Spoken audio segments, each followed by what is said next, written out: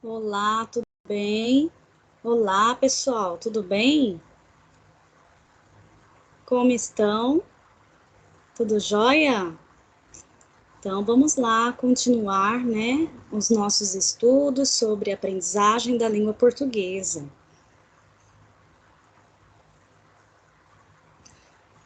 Hoje nós vamos estudar um pouco mais sobre a unidade 2. Então, hoje nós iniciamos a unidade 2, a sessão 1.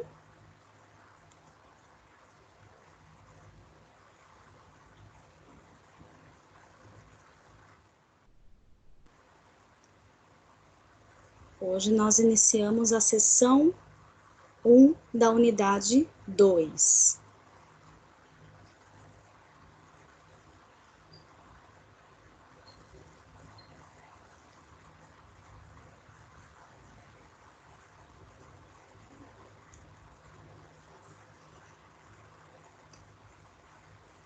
Então, vimos na primeira unidade, né? Nós estudamos lá na primeira unidade as principais maneiras do que ensinar e como ensinar, pelas diversas formas organizativas, pelos documentos oficiais, dentre outras abordagens, né, de ensino para a língua portuguesa. E nesta unidade, nós vamos introduzir um pouco mais, né, sobre a compreensão textual, seja ela na forma oral, né, de escuta, seja pela leitura e pela literatura infantil. Então,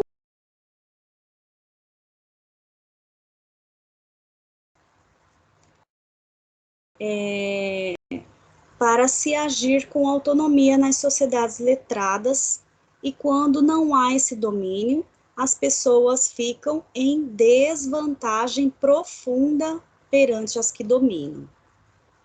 Nós sabemos que ainda nós temos uma grande parte da população brasileira, né? Várias pesquisas vêm mostrando isso, que muitas pessoas não tiveram acesso à educação, muitas pessoas ainda não têm esse privilégio de ter o acesso à educação, ou até mesmo pessoas que só fizeram uma parte, né, do ensino, no caso, só estudaram até o quarto ano do ensino fundamental, por exemplo, ou não estudaram todo o ensino fundamental.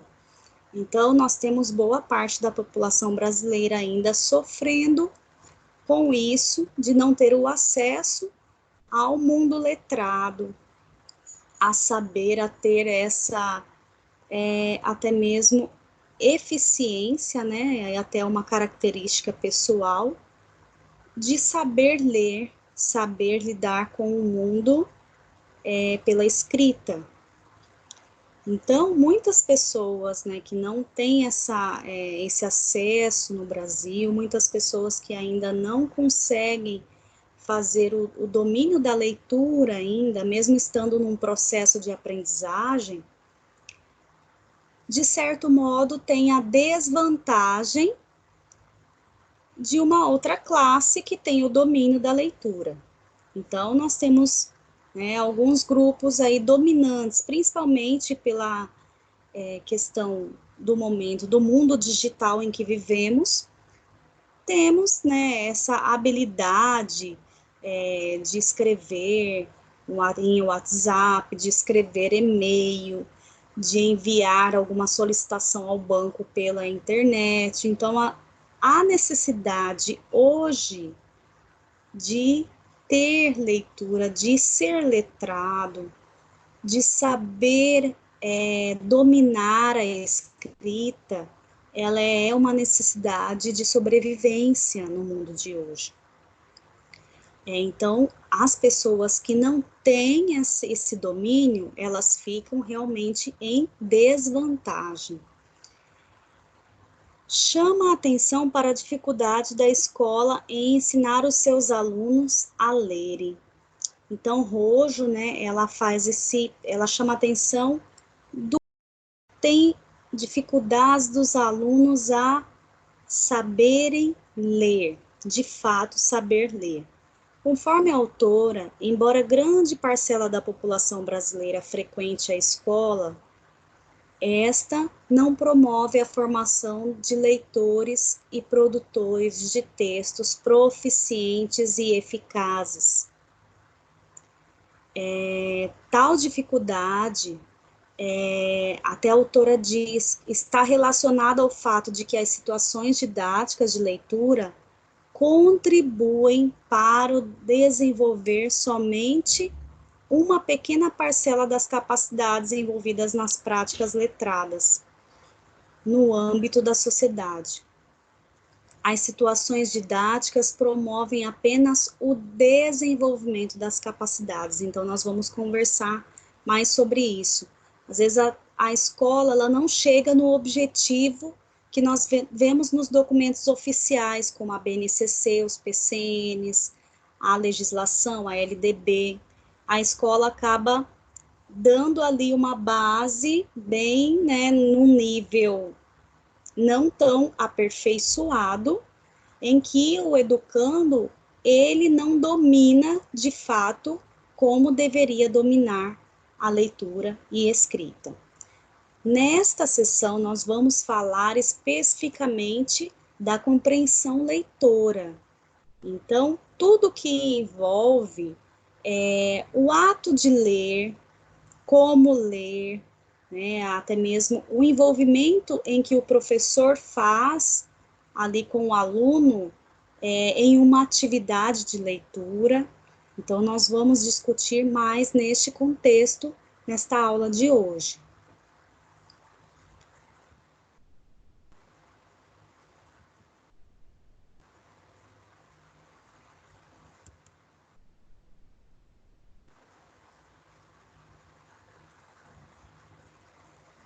Então, aqui tem algumas coisas que ainda a Roxane Rojo, né, pesquisadora da área do letramento, ela nos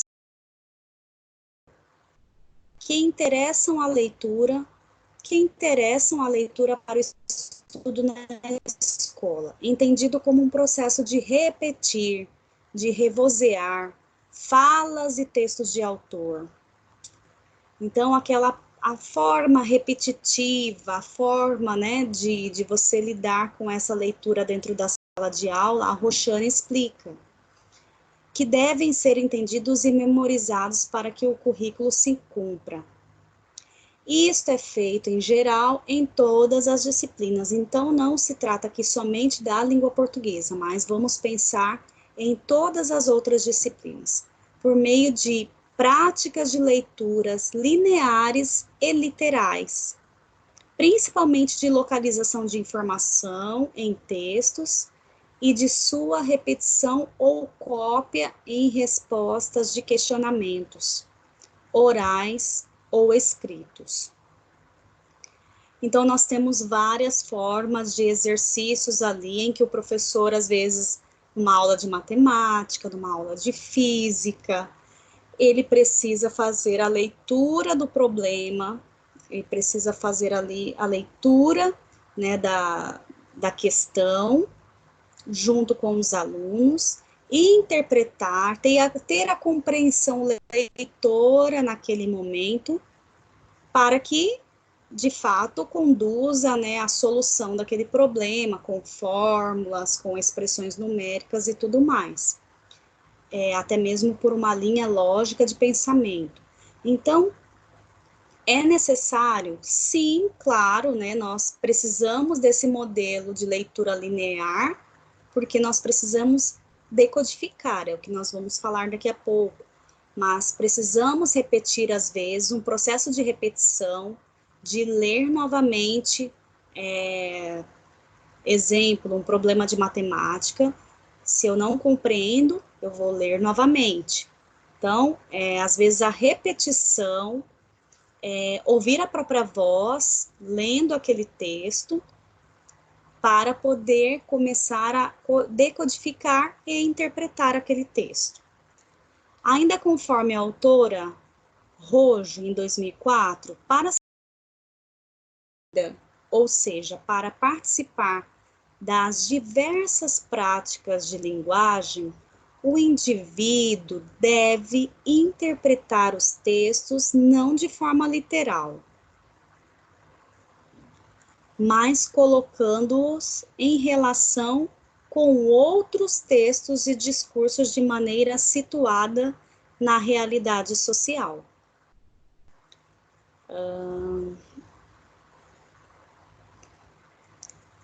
Então, aqui nós precisamos pensar que nós temos diversas formas, né, diversas formas de convívio na sociedade, e nós precisamos fazer leituras, vários tipos de leituras ali no meio social também, né? Então, ele já advém de diversas práticas, então, de linguagem. Então, nós vamos pensar a família em que convivo, de repente, a religião em que participo, que comungo com outras pessoas. Então, todos os eventos sociais, os contextos sociais, eles vão ter essa forma de praticar o quê? A leitura de mundo e também a interpretação de textos que, hora ou outra, apareçam. Então, às vezes, nós temos de forma até mesmo, como a Roxane fala aqui, né, colocando em relação com outros textos e discursos de maneira situada na realidade social. Então, nós precisamos, às vezes, fazer a leitura de um contrato, fazer um contrato de aluguel, por exemplo, fazer, de repente, um testamento de família,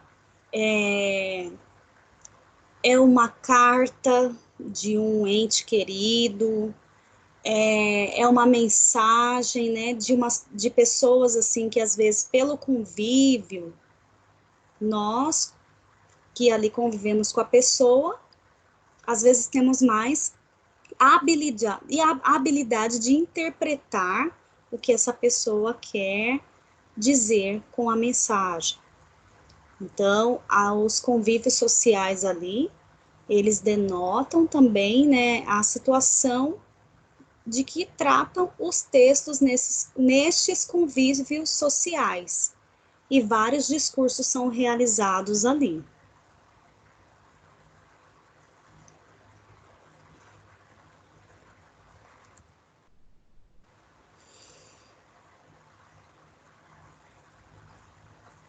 Deixa eu só passar aqui.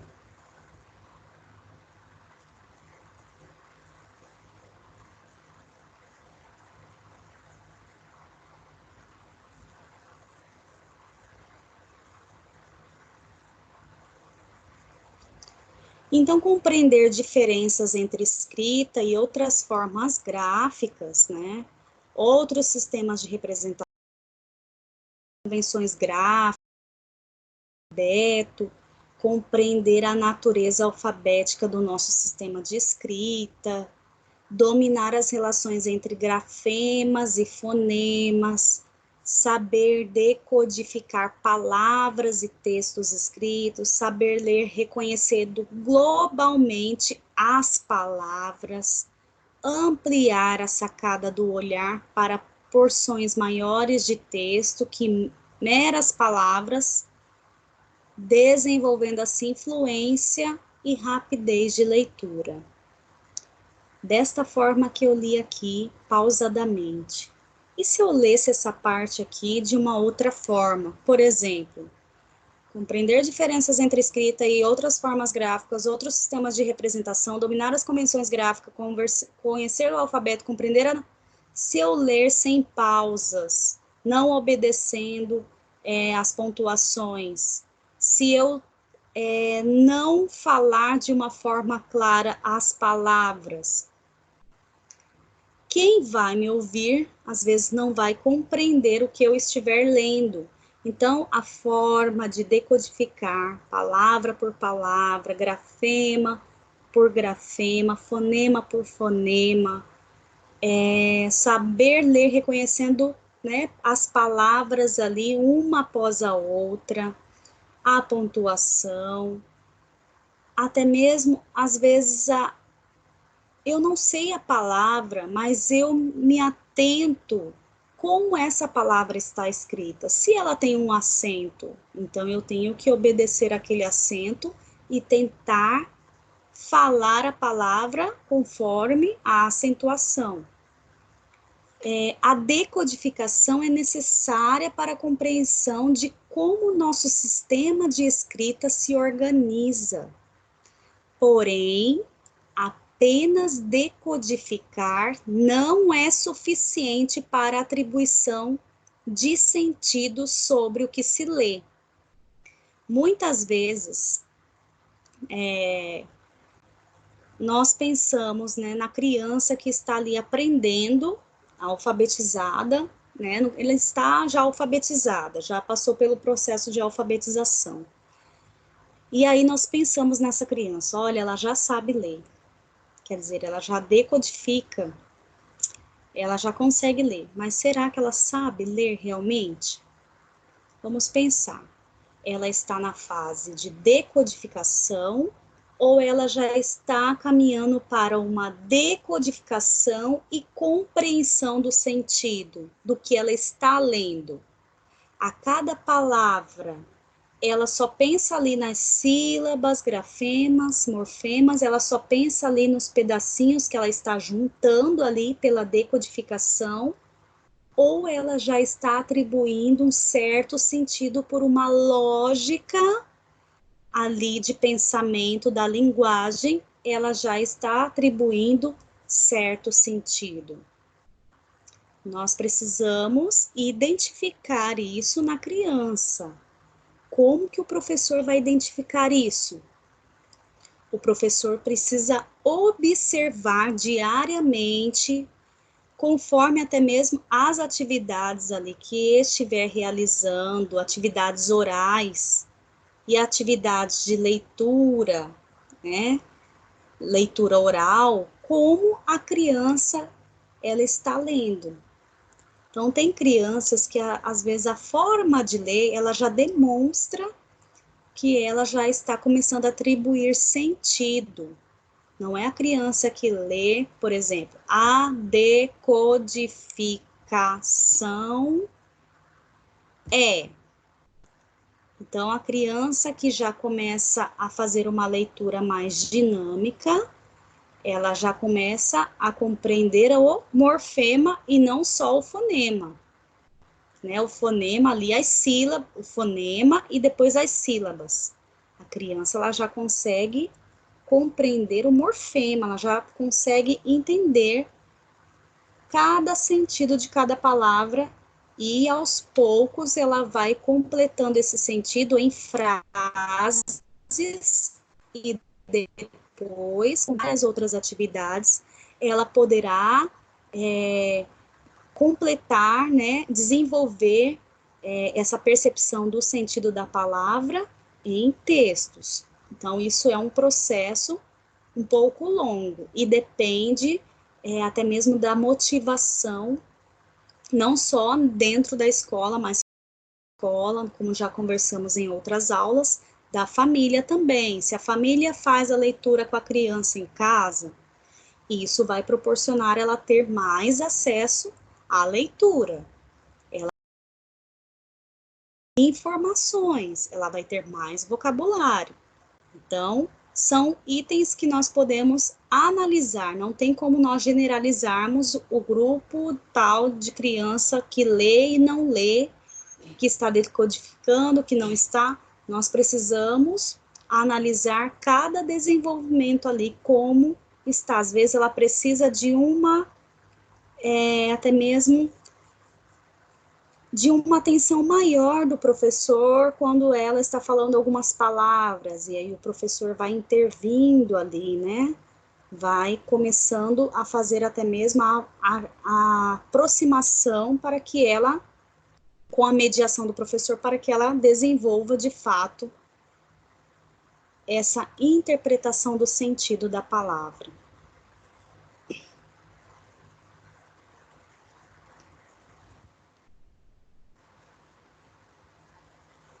Gente, não tá passando, peraí.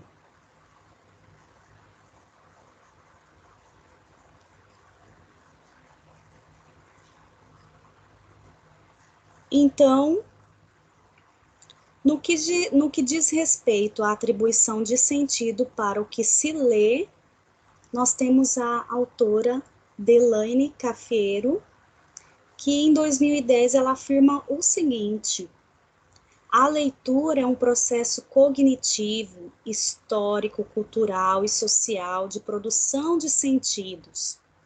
Isso significa dizer, o leitor, um sujeito que atua socialmente, construindo experiências e história, compreende o que está escrito a partir das relações que estabelece entre as informações do texto e seus conhecimentos de mundo. Então, aqui nós vamos fazer uma paradinha rápida para discutir sobre isso.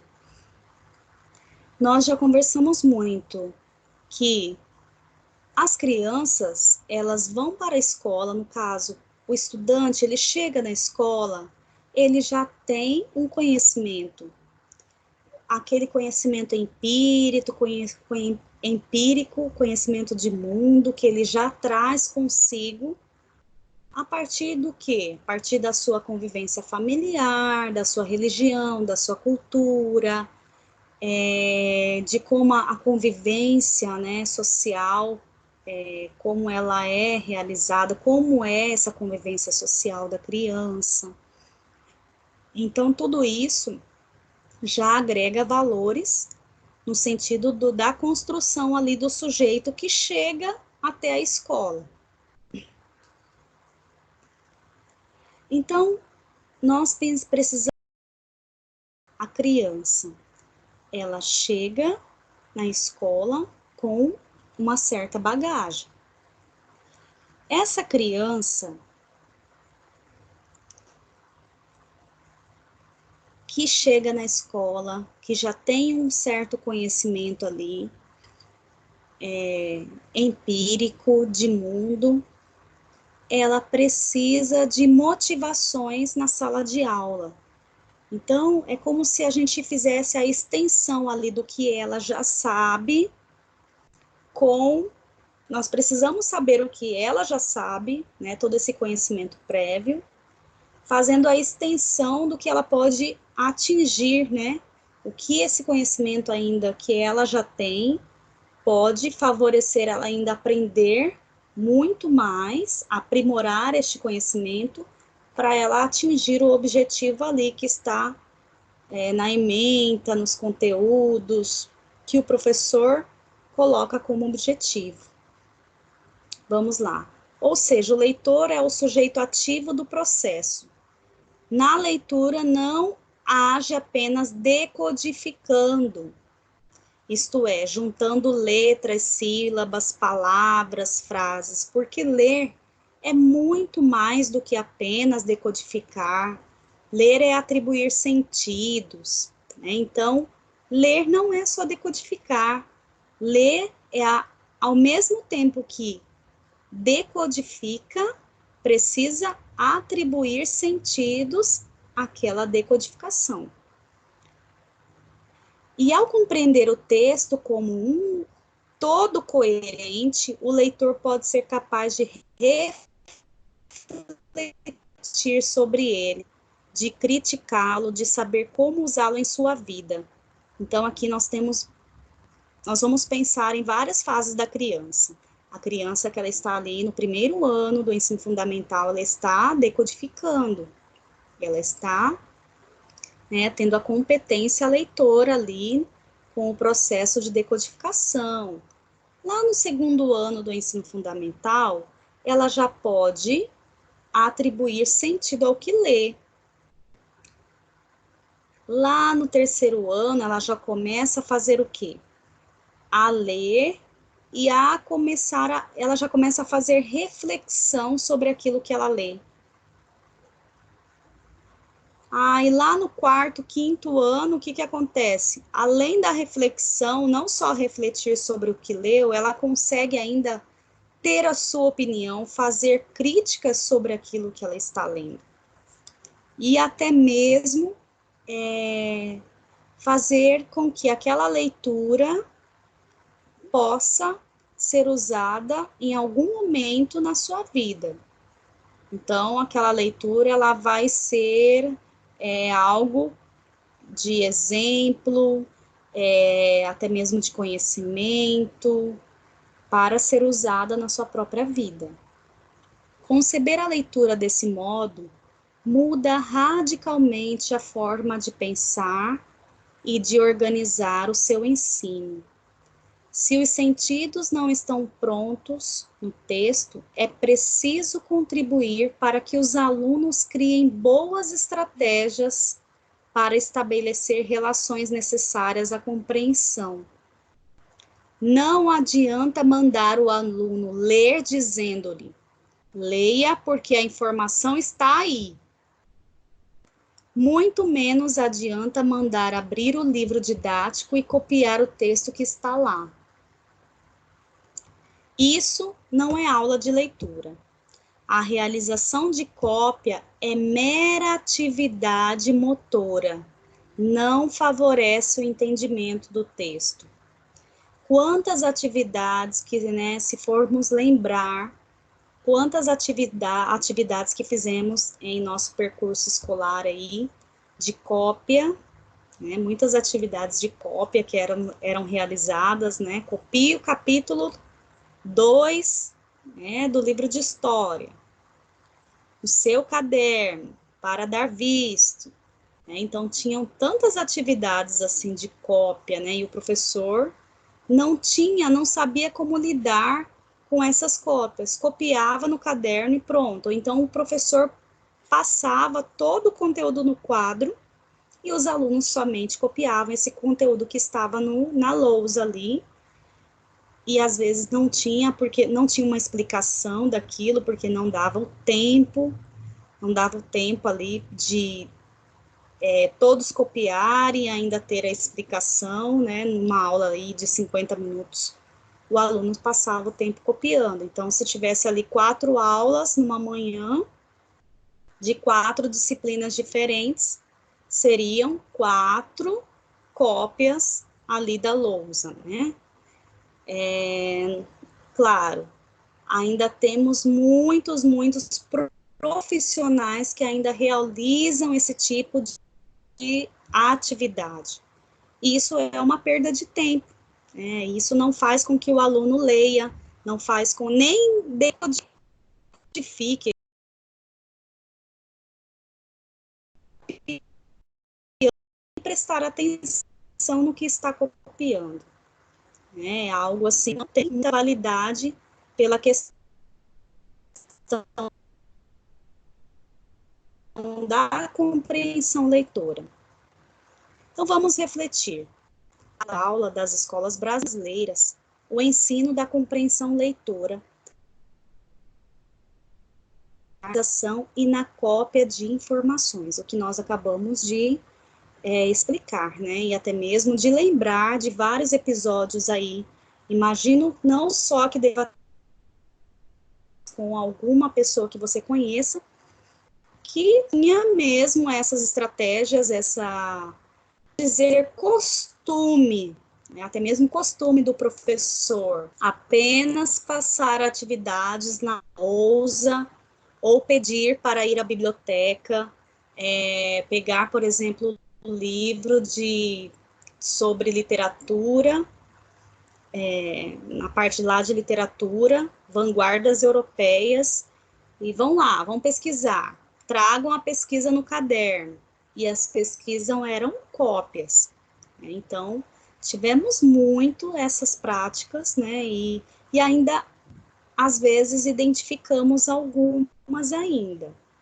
Por que será que isso ainda acontece, considerando que há mais de 2 décadas as orientações oficiais apontam para o ensino da leitura como prática social? Então, eu vou, por exemplo, vou fazer um bolo na minha casa. Aí está lá a minha mãe, a minha tia, a minha irmã, e nós vamos fazer um bolo.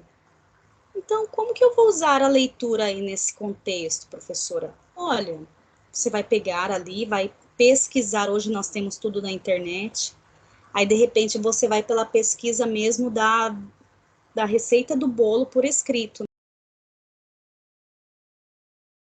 Receita de bolo, eu quero uma de bolo de chocolate, de bolo de cenoura com chocolate.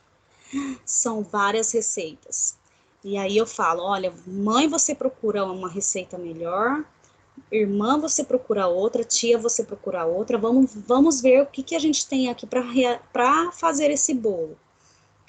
Ali, nós estamos utilizando a prática de leitura ali no contexto social, porque mesmo que seja para fazer um bolo, eu preciso ler, eu preciso entender como se faz aquele bolo. Então, ali eu vou olhar o modo, eu não vou olhar só eu vou olhar os ingredientes, eu vou olhar o modo de preparo daquele bolo. Então, nós precisamos ter essa competência leitora, até mesmo para muitos contextos da nossa vida.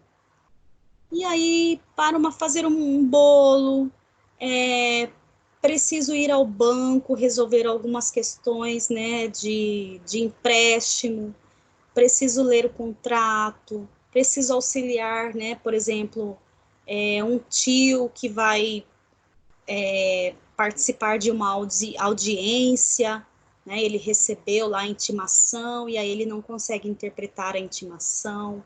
Então, nós temos que fazer essa prática de leitura todos os dias. No nosso cotidiano, sempre é necessário alguma praticidade da leitura no convívio social. Então, de fato, a compreensão leitora, ela esbarra até mesmo no sentido assim, como professor, né, que sabe de toda essa prática social que nós precisamos ter com a leitura, como que ele ainda consegue passar atividades de cópia numa sala de aula, né, e ele sabendo que o aluno vai precisar de ter essa competência leitora. É algo assim que nós, profissionais da educação, nós nos angustiamos de saber de relatos, né, de algumas pessoas que ainda fazem esses exercícios.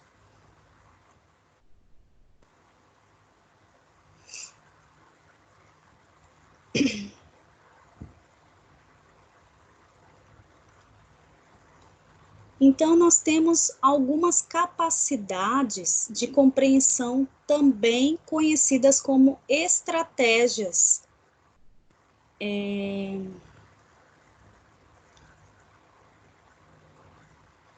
Como estratégias de leitura, que a Roxane Rojo, ela, né, por várias pesquisas que ela realizou, ela colocou ali quais são essas estratégias, né? Quais são essas estratégias que nós, professores, ao invés de passar cópia para o aluno, né? Que ele copie aquela parte do texto, que ele identifique um trecho do texto, que ele copie o conteúdo de história.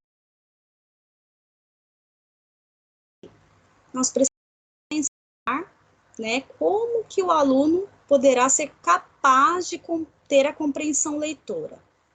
Então, Roxane Rojo, ela nos traz algumas estratégias muito importantes para pensarmos em como trabalhar com este aluno na sala de aula, motivando ele a ler, motivando ele a praticar a leitura e utilizar a leitura no seu mundo ali, né, no seu convívio social, na sua realidade.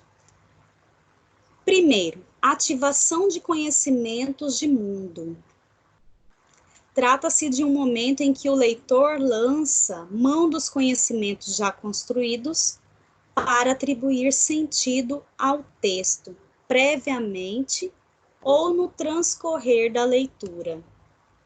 Então, todo o conhecimento que o educando traz, quando ele lê um texto, se tem algo ali no texto que coincide com o que ele já sabe, isso, até mesmo na questão ali cerebral, né, neural, acontece o quê?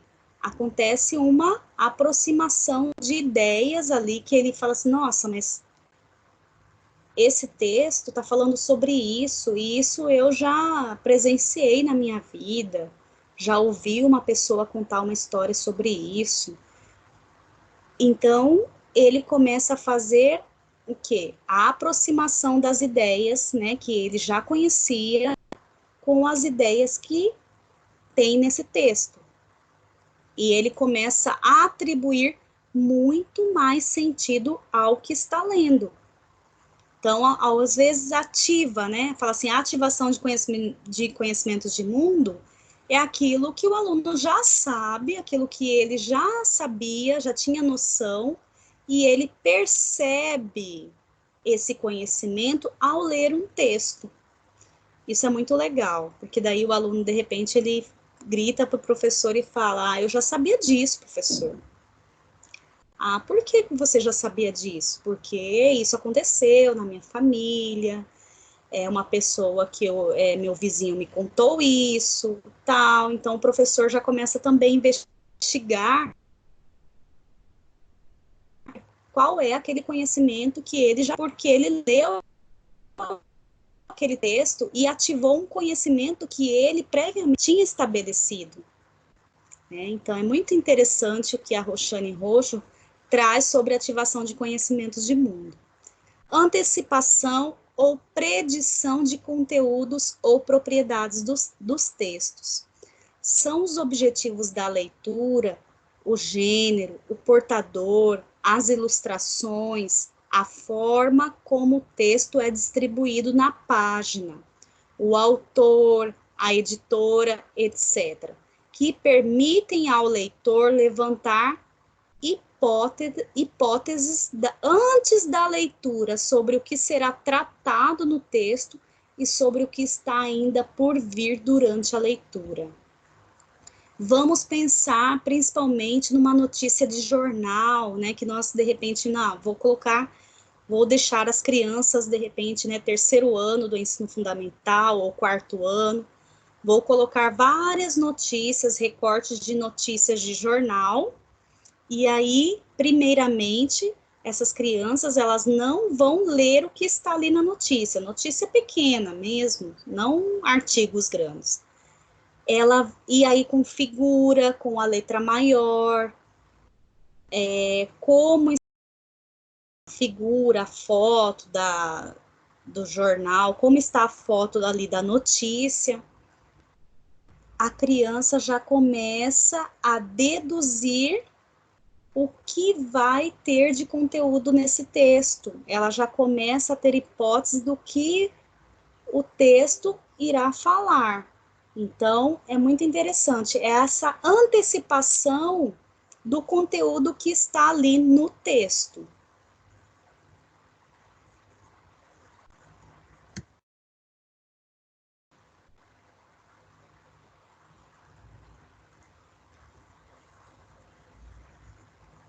Checagem de hipóteses. À medida que lê o texto, o leitor vai checando se as hipóteses levantadas inicialmente sobre a leitura se confirmaram ou não. Em caso negativo, podem-se tomar trechos do texto para entendê-lo, ou seguir a leitura buscando novas hipóteses e checando-as, visando a compreensão do que está sendo lido. Então, vamos lembrar ainda dessa notícia de jornal, né, usando esse exemplo, que a criança vai ver ali uma foto, né, de repente é uma notícia ali sobre arborização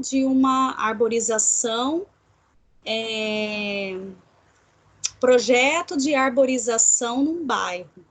E aí colocaram a foto, né, de pessoas com mudas de plantas, e aí depois vem a notícia.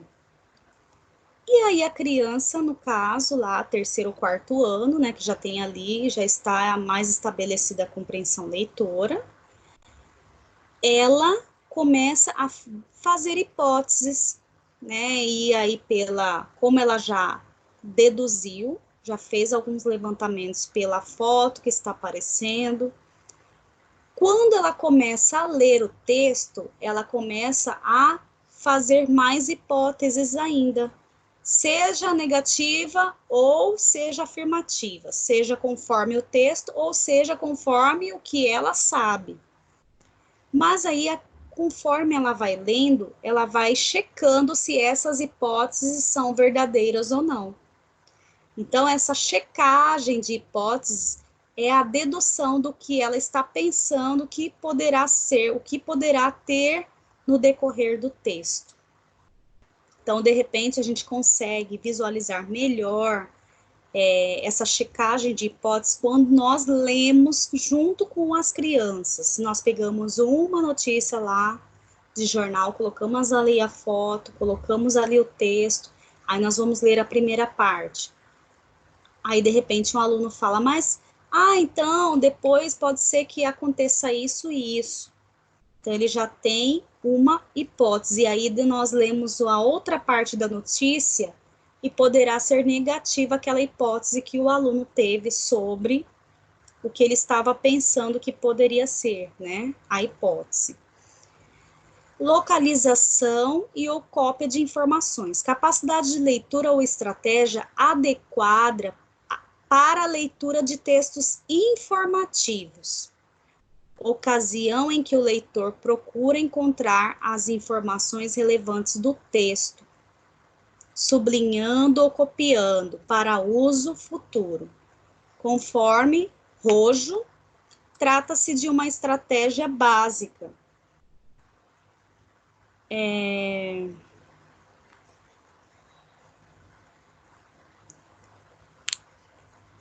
Conforme Rojo, trata-se de uma estratégia básica de muitas práticas de leitura, exceto as de leitura para fruição ou entretenimento. Então, aqui nós temos, né, a estratégia para a leitura de textos informativos, né? Então, assim, nós vamos ter que procurar informações relevantes no texto, então é aquela leitura mais minuciosa, que eu vou sublinhando, que eu vou destacando no texto, porque eu preciso de tais informações. Então, ali eu vou destacando quais são essas informações que eu quero localizar. Então, ela não está condicionada ali nas leituras de entretenimento, né? Não são as leituras que a gente lê ali com prazer. Por exemplo, eu pego um livro de cabeceira e estou lendo porque eu quero ler aquele livro. Ali eu não estou localizando informações, eu estou lendo como uma forma de entretenimento.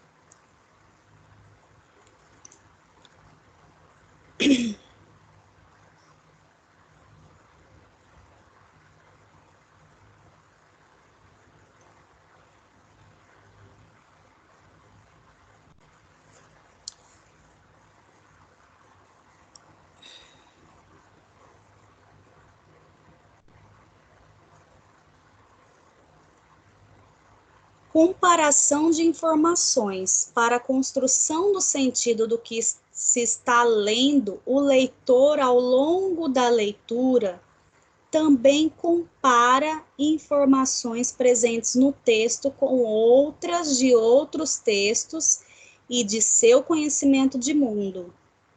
Saber comparar informações é central para a elaboração de resumos, resenhas e sínteses. Então, aqui nós já temos,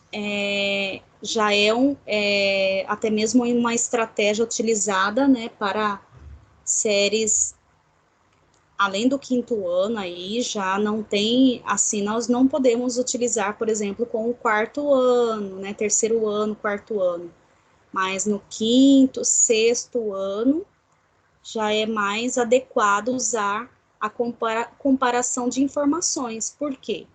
O aluno, ele lê um texto e ele já consegue comparar com outros textos que ele já leu. Então, até mesmo a variedade de textos, né, o número de textos lidos, né, precisa ser bem grande, no sentido assim, o aluno ele já precisa ter uma bagagem de leitor, ele já precisa ter lido vários contos, várias fábulas, vários textos científicos, vários textos, né, dependendo das áreas de conhecimento. Então, é necessário, sim, né, que ele tenha essa compreensão leitora ali, porque ele já faz comparações de vários discursos. Então, o seu texto, ele já consegue comparar com o seu conhecimento de vida, o seu conhecimento de mundo, né, o seu conhecimento empírico. Ele já consegue comparar com a aula do professor de história, da aula do professor de português, com a aula, ele já consegue fazer muitas comparações. Então, ele já consegue também até mesmo ter facilidade para a elaboração de resumos, resenhas e sínteses, porque ele já consegue fazer essas comparações de informações que estão em vários textos. Generalização. O leitor não é capaz de guardar em sua memória todo o conteúdo de um texto que leu, mas é capaz de generalizar as informações por meio de sínteses que realiza sobre enumerações, redundâncias, repetições, exemplos, explicações. Então, nós não somos capazes de ler um livro e guardar todo aquele discurso, todo aquele texto que está no livro, né, numa obra. Eu leio, né, por exemplo, a Memória Póstuma de Brás Cubas e não consigo memorizar tudo, todo o discurso que está ali naquela obra. Mas eu consigo lembrar de alguns episódios, né, eu consigo até mesmo falar de alguns exemplos, né, através da leitura daquele livro, exemplos ali da história, da personagem e tal, eu consigo estabelecer, no caso, assim, uma generalização sobre o livro, no caso, eu vou fazer até mesmo um discurso generalizado sobre, né, o que foi aquele livro, mas eu não vou até mesmo detalhar como se, por exemplo, contar o livro todo, parte, capítulo por capítulo. Não consigo, você não consegue, nós não conseguimos isso. Nós fazemos apenas uma generalização do que lemos.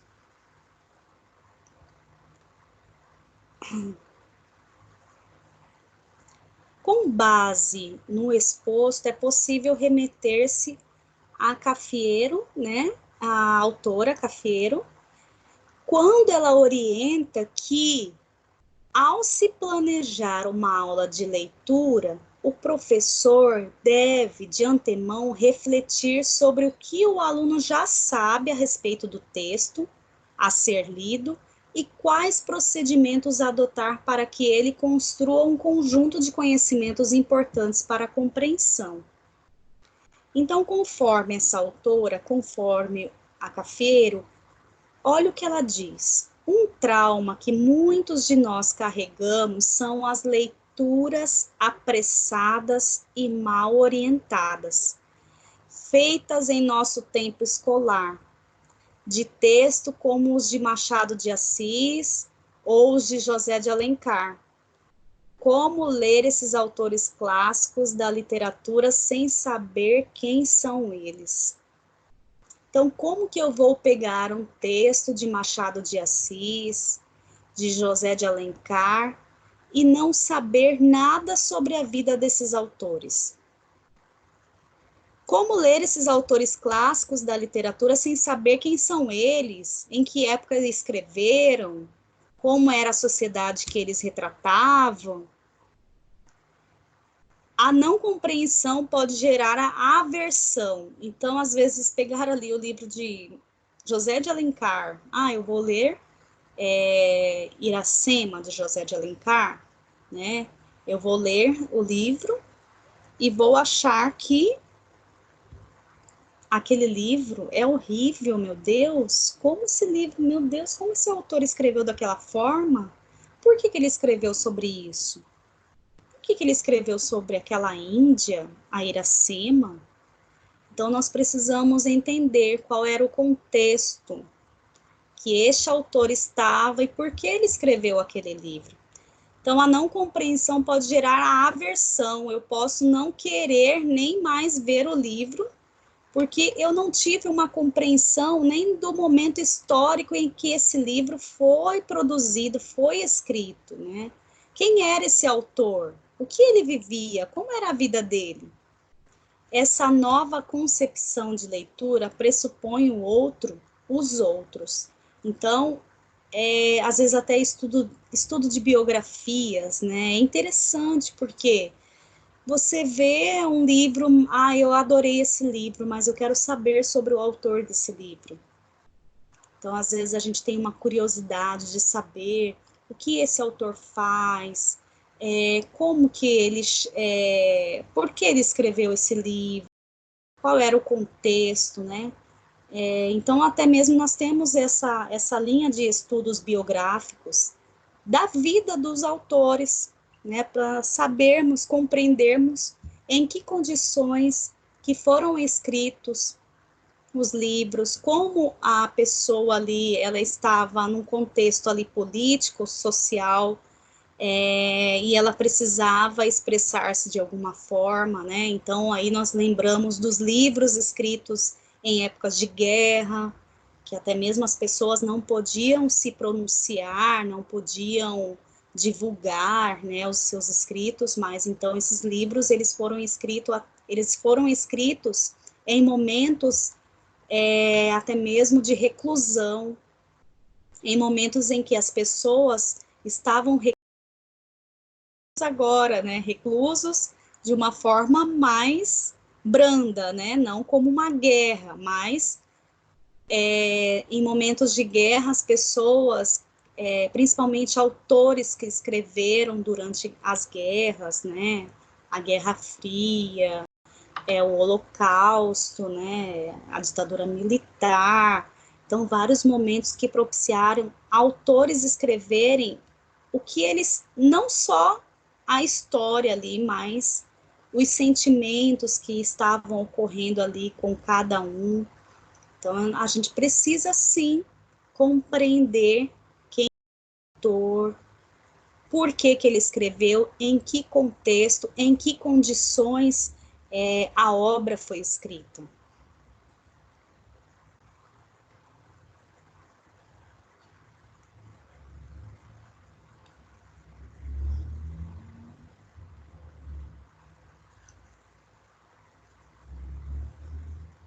Só um minutinho.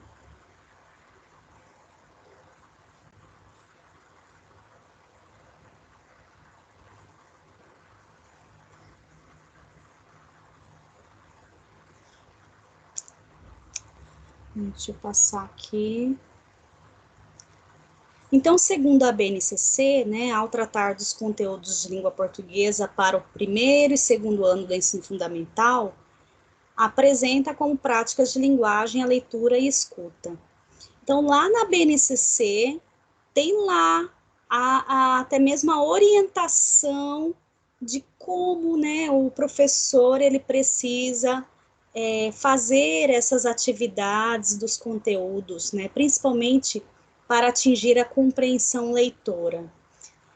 Ler e compreender em colaboração com os colegas e com a ajuda do professor e mais tarde de maneira autônoma textos narrativos de maior porte com contos populares de fadas, acumulativos de assombração e crônicas. Então, nessa fase do primeiro e segundo ano, nós já temos essas abordagens aí literárias, né?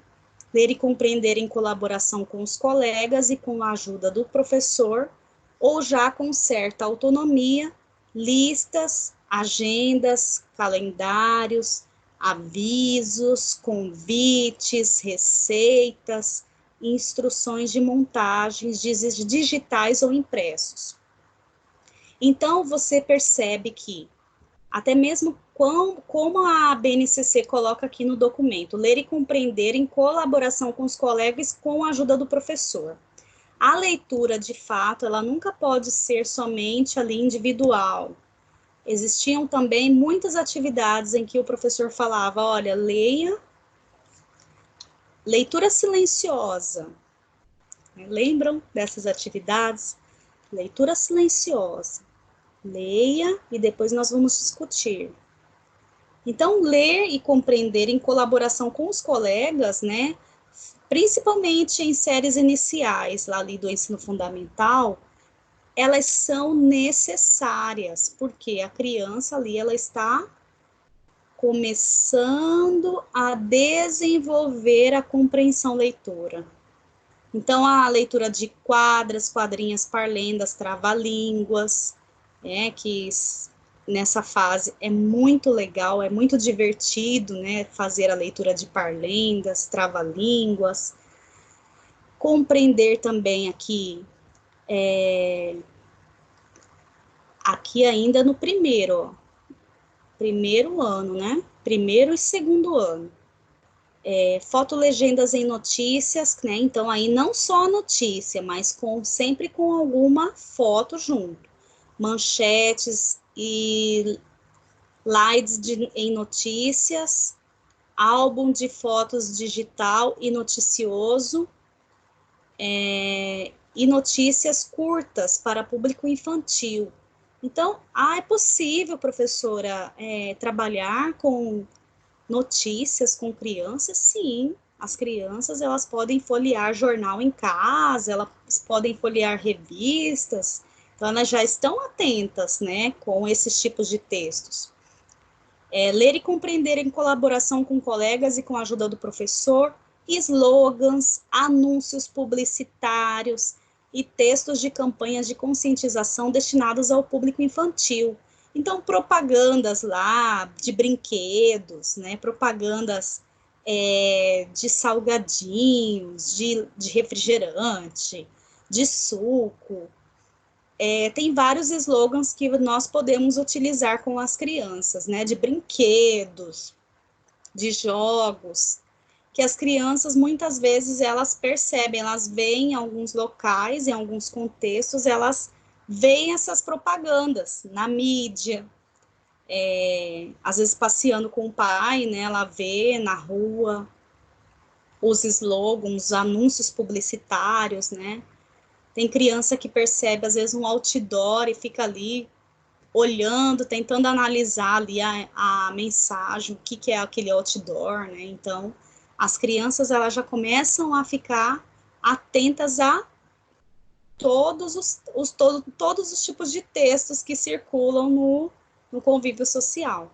Ler e compreender em colaboração com os colegas e com a ajuda do professor, cartazes, avisos, folhetos, regras e regulamentos que organizam a vida na comunidade escolar. Então, aqui, por exemplo, já numa área até mesmo de outras disciplinas, não só da língua portuguesa, né? Então, assim, o regulamento lá do jogo de futebol, o regulamento do jogo de basquete, do vôlei, como que é? Os jogadores ficam como? Então, tem todo um regulamento. Ler e compreender em colaboração com os colegas e com a ajuda do professor, enunciados de tarefas, diagramas, curiosidades, pequenos relatos de experimentos, entrevistas, verbetes de enciclopédia infantil. Às vezes até mesmo o professor, ele vai lá orientar como vai fazer a tarefa de casa. Tem às vezes o livro didático ou não tem o livro didático, é no caderno mesmo. Tem a cópia, xerox, né, de alguma forma. Então, ele precisa ler com o aluno na sala de aula ainda, fazendo a orientação de como fará essa atividade. Então, ele vai ler junto com o aluno, né, como será feita essa atividade, E aí, quando o aluno chegar em casa, ele vai pensar, ele vai lembrar daquilo que o professor falou na sala, pode ser que ele não lembre de tudo, mas aí o pai, a mãe vai auxiliar esse aluno ainda, né? Mas ele já vai ter uma compreensão ali prévia, né? Mais ou menos do que ele poderá fazer nessa atividade. Então, às vezes curiosidades, né? Em jornais tem aquela partezinha de curiosidades, piadinhas que não estão aí, mas piadas, né? Charges, pequenos relatos de experimentos, entrevista, então textos curtos ainda para essa fase. Então, a atividade que eu proponho para hoje, turma do 7º e 4º semestre, eu proponho que vocês façam essa atividade parcial 3, valendo 150 pontos, ok? Então, após toda a explanação, né, sobre a compreensão leitora, sobre as várias estratégias, né, que pode ser realizada em sala de aula, né, sobre essa competência da leitura que nós precisamos desenvolver nos nossos estudantes, nas crianças, eu quero que vocês façam essa atividade. Então, após a apresentação dessa sessão, descreva uma atividade de compreensão leitora com uma turma de 3º ano do ensino fundamental, descrevendo o texto escolhido, a forma como irá abordar a atividade oral com os alunos, como conduzirá a leitura, quais estratégias e dinâmicas utilizará e quais intervenções poderá fazer conforme o texto selecionado. Então, primeiramente, eu vou trabalhar com uma atividade oral, com uma turma de 3º ano do ensino fundamental. Então, eu vou descrever como eu vou trabalhar com essa turma. Então, lá você vai descrever qual é o texto que você vai escolher para trabalhar com essa turma. Então, você vai lá pesquisar um texto, que tipo de texto? É um texto jornalístico, do qual nós, né, discutimos. É um texto, mesmo de geografia, né, do próprio conteúdo. É um texto, por exemplo, é um texto sobre curiosidade, é um trecho de um conto, ou é um conto, né, que vai ser trabalhado. Você vai escolher qual é esse tipo de texto. E aí você vai explicar a forma como irá abordar a atividade oral com o aluno, com esses alunos. Então, no caso, olha, primeiramente, né, eu vou fazer a leitura desse texto, mas eu não vou fazer uma leitura do texto todo, nós vamos fazer uma leitura pausando para saber o que as crianças sabem sobre o texto. Então, eu quero que vocês falem as etapas, como vai ser essa atividade, como conduzirá a leitura. Então, como que você, como professor mediador ali, vai conduzir essa atividade? Como que você vai conduzir essa leitura? Você vai falar para cada aluno ler uma parte, ou você vai ler e vai fazer a mediação ali, se eles conhecem as palavras, se eles não conhecem, se eles precisam, né, da mediação até mesmo de explicação do vocabulário. Como que você vai fazer, vai conduzir a leitura ali, a dinâmica da leitura? Quais estratégias e dinâmicas utilizará? Então, temos outras estratégias que nós conversamos na aula de hoje. Quais as estratégias que você vai utilizar com essa atividade?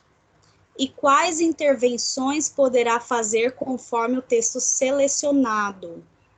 Então, como que de repente você vai conduzir ali, né, a leitura do texto E quais intervenções? Você vai fazer perguntas, vai pesquisar ali mesmo, vai descobrir, vai ter a curiosidade de saber se o aluno já tinha conhecimento prévio sobre aquilo, como que você vai conduzir isso, quais intervenções que você vai realizar durante a sua atividade com esse texto que você selecionou.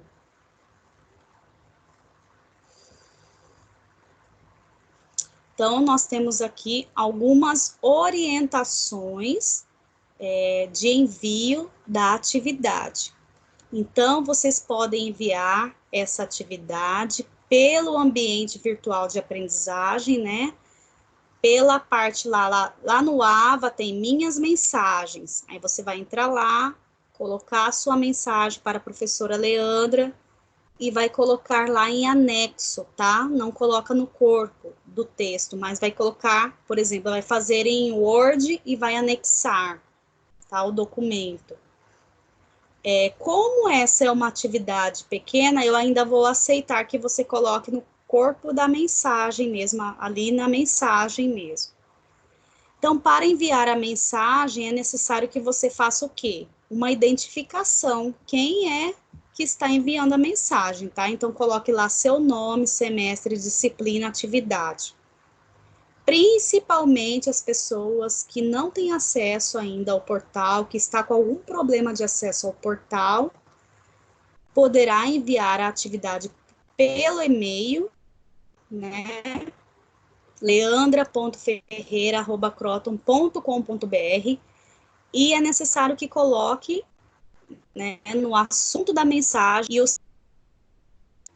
para eu já identificar de quem que é a mensagem, tá? Nome e semestre.